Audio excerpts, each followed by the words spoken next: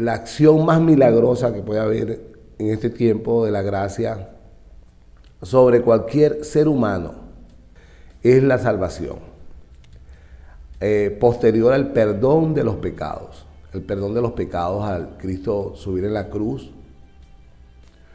para pagarle a Dios esa deuda, ¿no? Esa deuda de toda nuestra culpa, de toda nuestra pena, de todos nuestros pecados, de las ofensas que nosotros, los seres humanos, por nuestra trayectoria de vida, pues ocasionamos delante de Dios. Ese milagro tan extraordinario en la cruz del Calvario. El que haya creído en eso, de seguro Dios actuó en su propia vida para el perdón de los pecados y el nuevo nacimiento. Es necesario nacer de nuevo. Si el ser humano no nace de nuevo, no se convierte en iglesia, no se hace hijo. Y eso no depende de los hombres, eso depende de Dios. Pero el hombre debe creer, y el creer es donde está el misterio, ¿no? Porque Santiago dice que hasta los demonios creen, y toda la humanidad cree. A usted le pregunta a quien sea, ¿usted conoce de Dios? Y te dice, sí, yo creo en mi Diosito. Ay, sí, yo le pido. Yo le pido todos los días. Yo le pido. Creen en un Dios que le da. Y cuando tú le dices ¿qué te da? Y te hablan de cualquier cosa material que exista, mundana, tradicional, natural, cualquier cosa. Pero no en la dádiva perfecta que Dios da cuando Él se dispone a hacerlo, en salvar, en dar la salvación. Esa no la digiere la humanidad. Esa todavía no la entiende. Porque salvar no es que te salva, salvar es hacerte nacer de nuevo, bautizarse en Espíritu Santo y fuego, como relataba Juan el Bautista en Lucas. Es esa dádiva. Es eso lo que yo debo creer. Y eso es una acción muy espiritual, muy espiritual. Para aquellos que les gusta la espiritualidad en cualquiera de sus formas y maneras, no hay nada más espiritual que la dádiva de Dios, de su propio espíritu a alguien que haya creído en lo que Él hizo a través de Jesucristo en la cruz del Calvario. No hay nada más espiritual que eso. Eso no es humano. Entonces ahí es donde la gente empieza a entenderlo, ¿no? Esa dádiva hace que el ser humano, ya hijo o ya habiendo recibido el Espíritu, busque devorar, comerse, busque escudriñar, indagar, tiene muchas preguntas, y las únicas respuestas las tiene Dios. Y por eso es que hay un impulso enfermizo a buscar, a leer la Biblia. Una persona que nace de nuevo, lo primero que hace es buscar, escudriñar la palabra de Dios. Mi esposa, cuando nació de nuevo, ya yo había nacido. Mi esposa leyó la Biblia, pero yo creo que en menos de 3 meses, toda. Su trabajo se lo permitía porque ella era dueña de una tienda y ponía a los empleados a atender a los clientes, y yo ni siquiera le importaba la caja. Ya no le importaba la caja porque ella atendía la caja de la tienda. Ni le importó eso. Sino se metió en la palabra de Dios, yo la observaba. Y yo también ya había nacido de nuevo un poquito antes, no duró un año entre ella y yo. Y yo también me la devoré la Biblia. Y cada vez que la leía tenía más preguntas. Y la misma Biblia te daba la respuesta. Por supuesto, busqué una congregación. Y allí, pues, la congregación que yo busqué, lamentablemente, creo que era necesario, porque todo lo que me ha pasado era porque así tenía que ser. Fue una falsa doctrina y me ocasionaba más dudas, pero la palabra siempre me clarificaba. La palabra de Dios siempre me clarificaba mis dudas, y ahí fue creciendo como un bebé mal atendido. Pero así ha de ser. Por ese proceso habría que pasar para yo entender muchas más cosas hoy, 25 años después que yo nací de nuevo.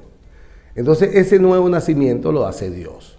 Y el nuevo nacimiento es, mire, vea, el Espíritu en vosotros, dice Pablo, el Espíritu Santo en vosotros. Hay una canción que escuché en TikTok, muy pentecostal, que dice que la gente se acerca al altar a buscar fuego. Y no la entiendo. Cuando tú lees la Biblia toda, cuando el Señor te la muestra, hay temas musicales que yo no los entiendo. Hay gente que dice que va a la iglesia a buscar a Dios. No los entiendo. Ese es un lenguaje para mí extraño, porque ¿cómo voy a buscar a la iglesia? ¿Cómo llamo al Espíritu Santo? ¿Cómo voy a acercarme a un altar? ¿A qué altar? Entre paréntesis, que ellos dicen que es el púlpito donde se para el pastor para predicar en un templo. Aunque se esté cayendo las paredes y el techo, eso es un altar para ellos.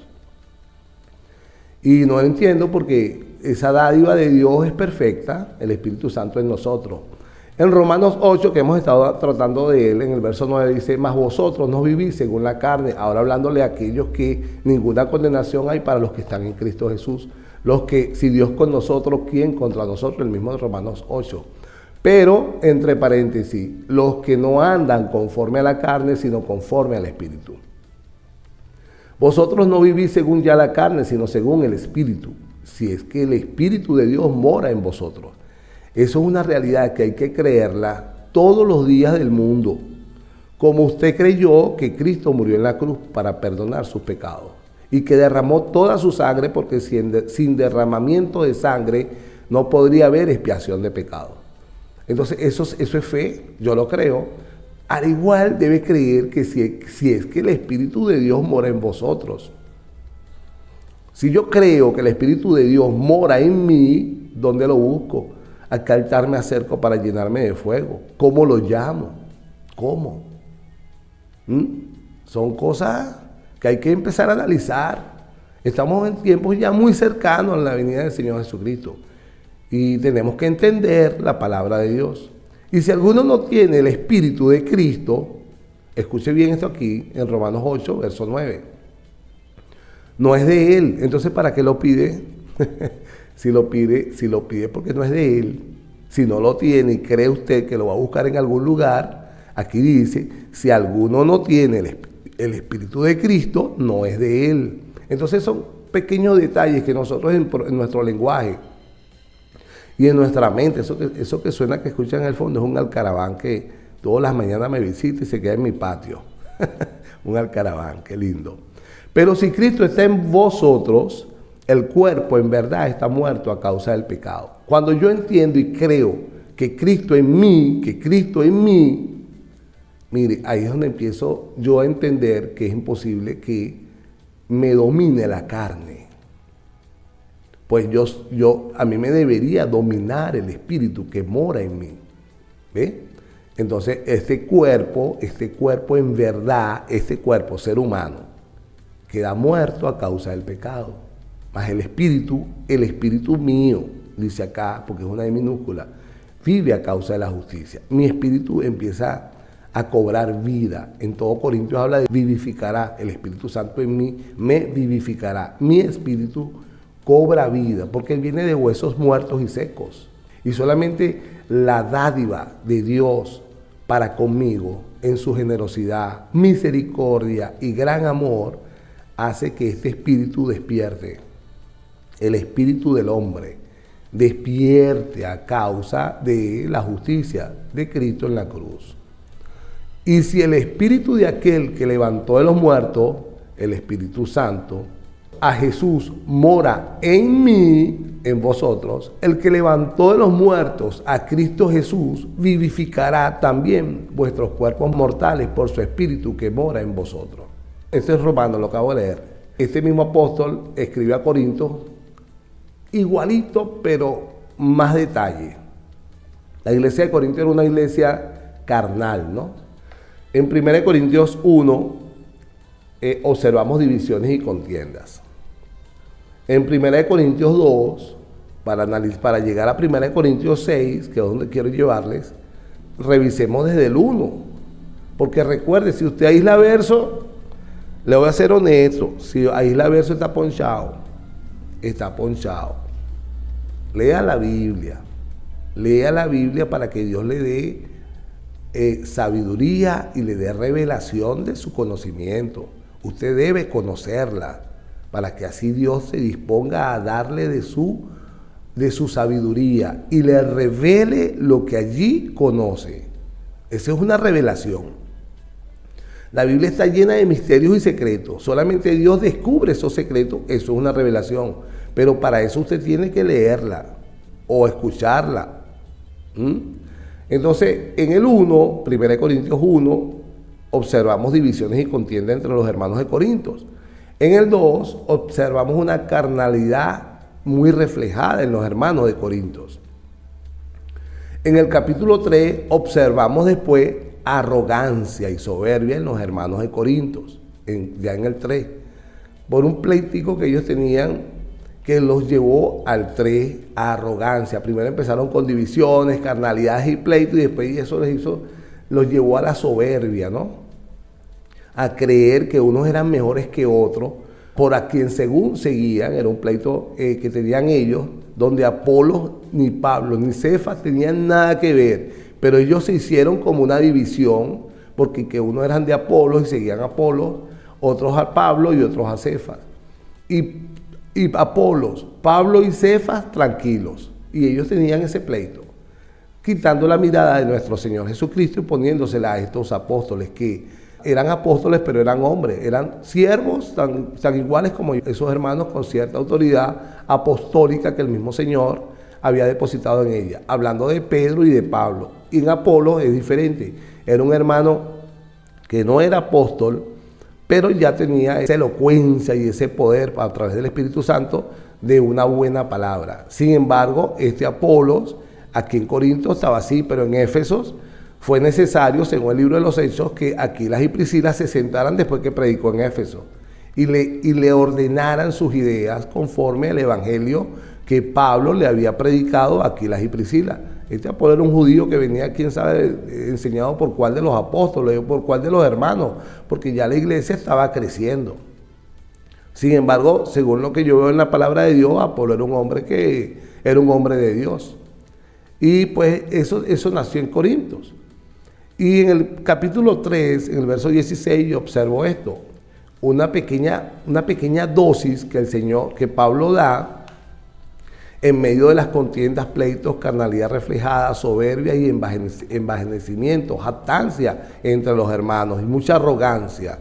¿No sabéis que sois templo de Dios y que el Espíritu de Dios mora en vosotros? Pregunta en medio de toda esa exposición literaria de lo que es 1 Corintios 1, 1 Corintios 2 y 1 Corintios 3, y suelta esa píldora allí. Hace una pregunta. Si alguno destruyera el templo de Dios, Dios le destruirá a él, porque el templo de Dios, ponga atención aquí y abra su corazón, el templo de Dios, el cual sois vosotros, santo es. En medio de esa contienda, si se quiere, ese pleito. Y continúa el apóstol Pablo en 1 Corintios 4 y le agrega una palabra que vi, se llama envanecidos, con palabra de sabiduría. Esta gente como que cerró los oídos a las enseñanzas de Pablo y empezaron a inventarse su evangelio, pues, a creer que a las palabras de Pablo, que era el predicador de ese tiempo. Incluso Pablo dice en todas sus cartas que él les presentaba a Cristo a través de las Escrituras, pero si nosotros vamos al tiempo, a la cronología, estamos hablando de un Pablo vivo. Hoy conocemos a Pablo, nosotros la iglesia de Jesucristo, a través de sus epístolas. Pero allí, si le escribía a los Corintios, no creo que los Efesios o Gálatas hayan leído la carta a Corintios. La carta que fue dirigida a Timoteo, no creo que la haya leído ni Roma, ni Corintios, ni Grecia, ni Acaya, ni Macedonia, ni ninguna de las regiones. Entonces, hoy nosotros tenemos la bendición porque el Señor así le ha querido de que tengamos un canon para leer, pero allá en aquel tiempo no. Sin embargo, este apóstol aclara siempre, y el apóstol Pedro, ellos predicaban al Señor Jesucristo con sus escrituras sagradas, la del judaísmo. Presentaban a través de los profetas, salmos, a través del Pentateuco, a través de la historia, porque cuando usted va al Antiguo Testamento, ve a Cristo también. Si no lo ve, es peligroso. Tiene que el Espíritu Santo da testimonios de Cristo. Donde quiera que usted lo vea, Donde quiera que usted lo vea. Ayer me dijo mi hijo Elías que la roca que derrumbó a Goliat era Cristo. Y digo, wow, ¿y cómo lo ves esto? ¿Cómo tú ves eso? Claro, papá, porque David pone la confianza en un Dios, el cual Israel tenía un terror a un hombre llamado Goliat y a un ejército de filisteos que era poderoso. Y ellos temblaban, pero se hacían los que no tenían miedo. Hasta que llegó un pastorcito que no era guerrero y escuchó unas palabras groseras de un tal incircunciso y advenedizo insultando a Israel y al Dios de Israel. Y él lo que puso fue la confianza en este Dios. Y la confianza en este Dios viene como intercesor, es Cristo, que es la roca, es nuestra piedra angular. Entonces, este hombre, mi hijo, está viendo a Cristo en el libro de Primera de Samuel. Ese es el trabajo del Espíritu Santo en la iglesia. Testificar de Cristo. Él hablará de mí. Es importante que usted sepa esto. Él hablará de Cristo. Él testificará de Cristo. Él anunciará a Cristo. Él dará ejemplos, aún en el Antiguo Testamento, de Cristo. Cristo. Ese es el trabajo del Espíritu Santo en un templo. Entonces se envanecieron por palabras de sabiduría. Palabras de sabiduría. Bueno, que empezaron a hablar de cualquier cosa humana. Le empezaron a agregar, yo me imagino la iglesia de los Corintios, el mercadeo de la época, la sociología de la época, la psicología de la época. No solamente la daban, sino que dice Pablo, están envanecidos. Mire, en el 4, en el 5 y 6, dice Pablo así, así que no juzguéis nada antes de tiempo, hasta que venga el Señor, el cual aclarará también lo oculto de las tinieblas y manifestará las intenciones de los corazones. Y entonces cada uno recibirá su alabanza de Dios. Ese envanecimiento, unos exaltaban a otros. Escuché en las redes sociales un hombre hablando de su apóstol. No del apóstol Pablo, ni de ninguno de los apóstoles del Cordero que están sus nombres escritos en los 12 cimientos de la Nueva Jerusalén, sino de su apóstol, de su negocio, del negocio que ellos levantan. Y estaba diciendo que su apóstol era superior al apóstol Pablo en su sabiduría. Lo escuché así por encimita. Estaban envaneciéndose. ¿Quién sabe qué habrá aplicado su apóstol para hacer crecer su iglesia? Porque si crecen, ese está más grande que la verdadera iglesia, con su sabiduría humana. Entonces dice, estos estaban esperando gloria unos de otros. Y Pablo les advierte, no hagan juicio antes de tiempo. Esperen que Dios juzgue después. No solamente para envanecerse, sino también para dar castigo, ¿no? Después dice el verso 6, 1 Corintios 4, verso 6. Pero esto, hermanos, lo he presentado como ejemplo en mí y en Apolo, por amor de vosotros, que estaban tranquilos, para que en nosotros, en mí y en Apolos, dice Pablo, aprendáis a no pensar más de lo que está escrito. Tremendo. Hay que leer la Biblia, amados. Toda. Y le está diciendo el apóstol Pablo, usando de ejemplo al mismo Apolos, que era él y Apolo y Cefas, sumándole a Pedro, que eran motivo de estas divisiones y este envanecimiento y estas contiendas. Y les dice, nosotros estamos puestos, lo que ustedes tienen como eje de discordia, estamos puestos para que ustedes aprendan de nosotros y aprendan a no pensar más de lo que ya está escrito. Y ellos usaban la Torá, los profetas del judaísmo y los salmos. Y me imagino que las cartas que ya habían emitido. Y me imagino que esas cartas. No sea que por causa de uno os envanezcáis unos contra otros, por causa de uno que no tiene nada que ver, en este caso Apolos. Tremendo. Ay, mis hermanos, hay que leer la Biblia, hay que leerla. creían que eso era así. ¿Mm? Y a eso le agrega después en 1 Corintios 5, consigue un pecado sumándole a todos los pecados que he hablado de 1 Corintios 1, 1 Corintios 2, 1 Corintios 3.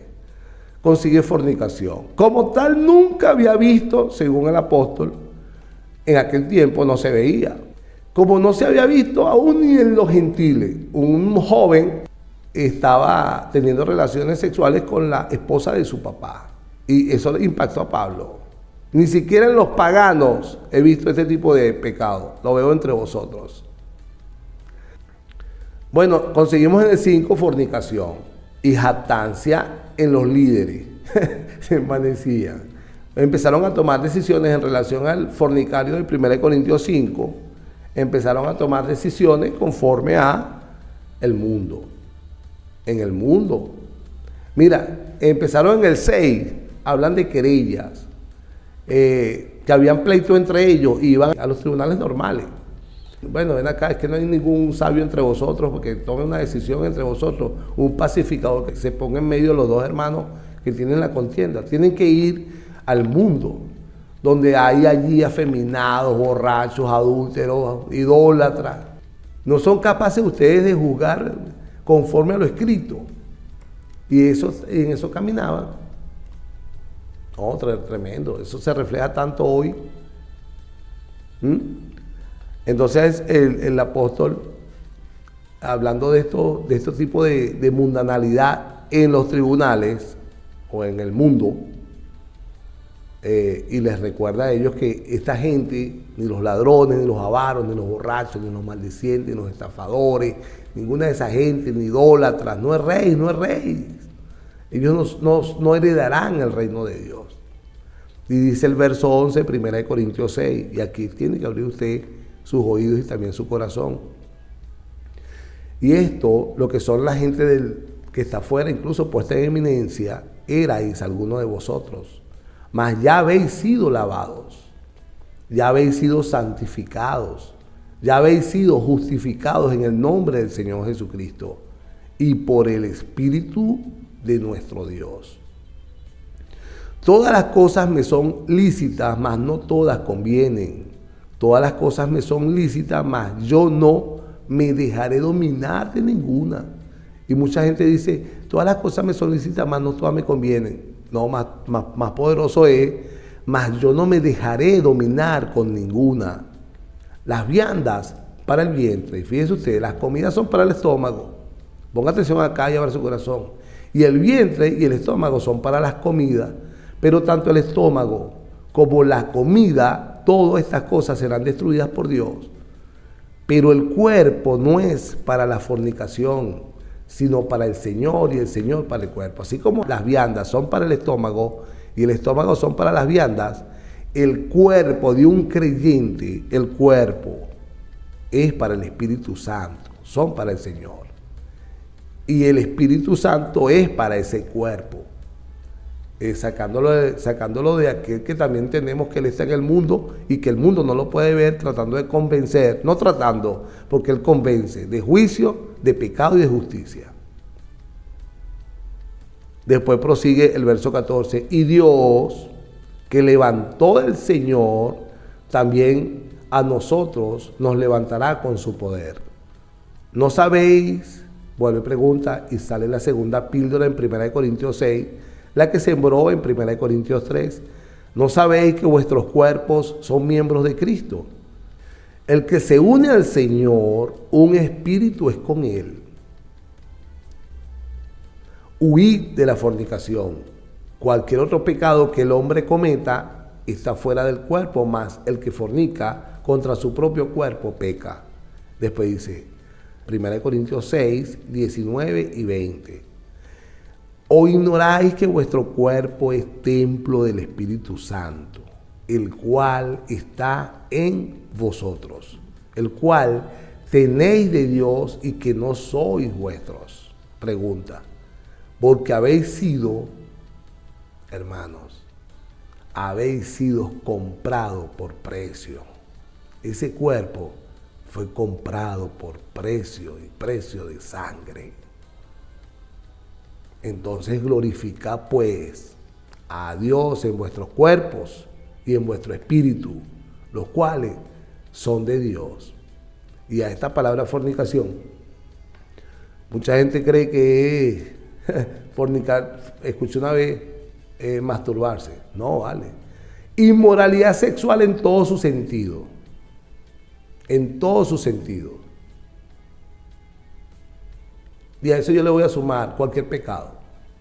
Cualquier pecado que usted cometa en su mente, porque aquí está hablando del cuerpo, específicamente de la inmoralidad sexual que usa el cuerpo, que es templo de Dios, que allí mora Dios.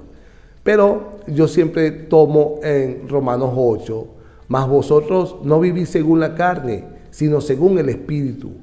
Ponga atención acá, si es que el Espíritu de Dios mora en vosotros, dice Pablo. Si es que mora en vosotros.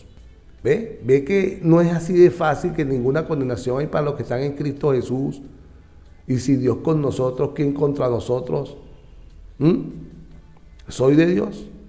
Hay que nacer de nuevo, devorarse la palabra, rogar a Dios y consagrarse a Él para entenderla. Y después ponga atención acá para despedirme. Vivirla. Vivirla. Voy. Pensarla, hablarla y vivirla. Dios le bendiga.